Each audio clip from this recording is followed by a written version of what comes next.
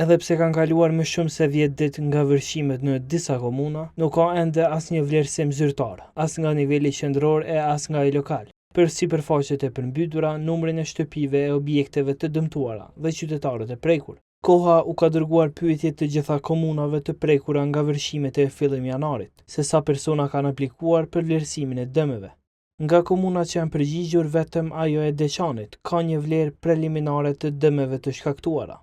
Sipas raportit preliminar të dëmeve të përgatitura nga Komisioni, vlera e dëmeve në infrastrukturë publike, rrugë, ura, kanalizime dhe shembje të dhejut vlerësohet në rreth 272.000 euro. Kjo vlerë është preliminare dhe mund të ndryshojë pas vlerësimit përfundimtar në terren.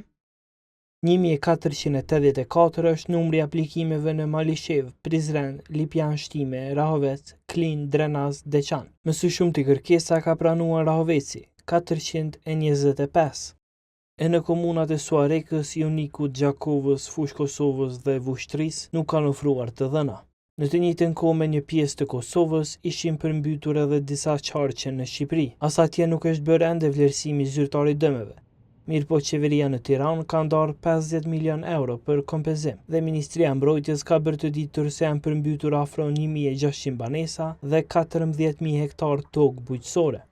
Në Kosovë, procedurat për vlerësimin dhe kompensimin e dëmeve rregullohen përmes ligjit për mbrojtje nga fatkeqësitë natyrore dhe fatkeqësitë e tjera. Kastriot Lajçi, kryesues i Komisionit Qeveritar për vlerësimin e dëmeve nga fatkeqësitë natyrore, tha se ka vizituar të gjitha komunat e prekura. Njoftimi i komisioneve lokale lidhur me vlerësimin e dëmeve si në ekonomi familjare, në bujqësi dhe në biznese. Gjatë vlerësimit të dëmeve të lartësekura që i përmendëm, kemi theksuar se duhet të përdoret çmimorja zyrtare e Agjencionit Statistika të Kosovës, ndërsa për produktet që nuk janë të përfshirë në këto çmimore, do të merret si bazë vlera mesatare e çmimit të tregut.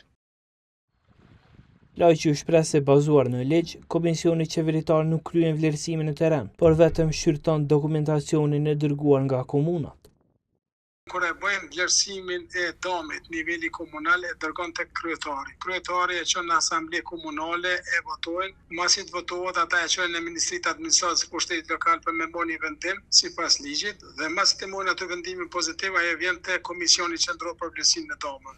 Ne monitorojmë dokumentacionin e sjellur dhe këtë dokumentacion kur është në rregull, ne përpilojmë një raport përgjithshëm me të dhënat paraprake dhe e dorëzojmë në zyrët e kryeministrit.